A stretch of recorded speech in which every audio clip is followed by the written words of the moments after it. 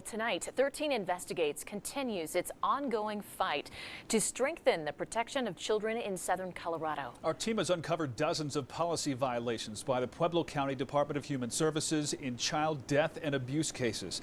In the midst of our investigation, a mysterious resignation at the top in the days leading up to our reports. Chief investigative reporter Chelsea Brentzel digs deeper into our 13 Investigates special report, Failure to Protect. Aiden Seeley, Ayana Perez, Chassie Petrolongo, and an unidentified 2-month-old. These are 4 of the children who died while in the care of people who were supposed to protect them. There was another unidentified 9-month-old who was near death but survived.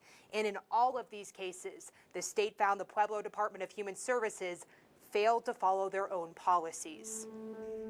July 2009, Pueblo police find 9-month-old Ayana Perez dead in a garbage can, killed by her own cousin. This state report shows the Pueblo County Department of Human Services knew about possible physical abuse involving Ayana's siblings before her death.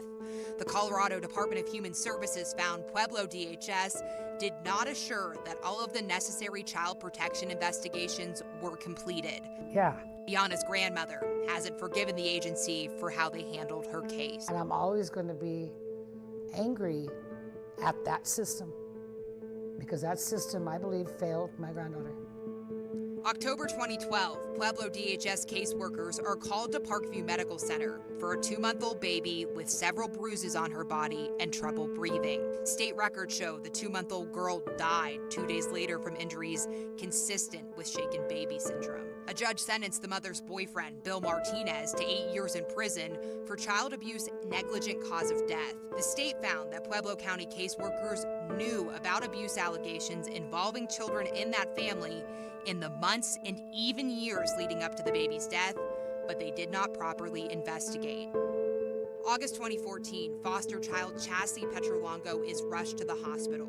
Doctors find bruises, scratches all over her body, bleeding and swelling on her brain.